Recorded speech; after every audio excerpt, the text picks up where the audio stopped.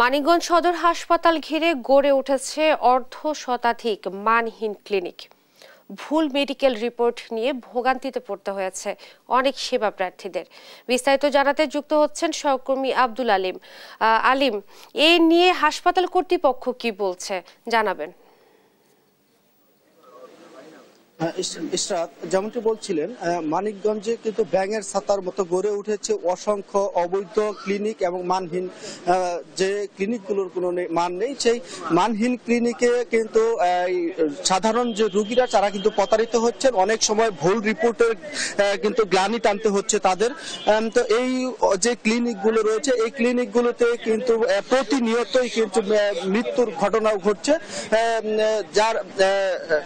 যার কিন্তু কোনো বিচার কিন্তু সাধারণ যে রোগীরা ভুক্তভোগী রোগীরা তারা কিন্তু পায়নি। তো জেলা স্বাস্থ্য বিভাগ বলছে যে জেলায় 114টি ক্লিনিক রয়েছে, এর মধ্যে 100টির মতোই যে ক্লিনিকগুলো রয়েছে তার কোনো হালনাগাদ কাগজপত্র নেই, এবং যে সদর হাসপাতাল ঘিরে রয়েছে অর্ধ শতাধিক ক্লিনিক, এই ক্লিনিকগুলো কিন্তু মানহীন বলে তারা বলেছে। তারা বলছেন যে তারা অভিযান পরিচালনা করে এই ক্লিনিকগুলোকে একটি নিয়মের মধ্যে আনার চেষ্টা চালাচ্ছে, কিন্তু সাধারণ রোগীদের অভিযোগ যে এই যে মানহীন যে ক্লিনিকগুলো রয়েছে, যে অবৈধ ক্লিনিকগুলো রয়েছে, এই ক্লিনিকগুলোতে কিন্তু যে অভিযান পরিচালনা করা হয় সেটি দায়সারাভাবে ক্লিনিক অভিযোগ করা হয়, এবং সাধারণ রোগীরা ভুক্তভোগীরা যেটি বলছেন যে এই স্বাস্থ্য বিভাগের অসাধু কর্মকর্তা কর্মচারীদের যুগ সাজসেই যে এই অবৈধ ক্লিনিক এবং যে মানহীন ক্লিনিক সেগুলো পরিচালিত হচ্ছে। তো আমরা কথা বলেছি যারা ভুক্তভোগী রয়েছেন যে ওই অবৈধ এবং মানহীন ক্লিনিকে যারা